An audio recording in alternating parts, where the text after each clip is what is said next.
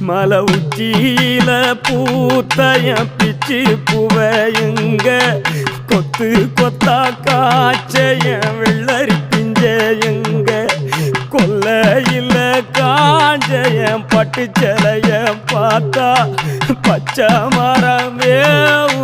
பச்சை கிளி எல்லாம் ஆட்டக்காளியும் நான் தான் கொட்டுக்காளியும் நான் தான் பட்டி தேடும் முட்டி மோ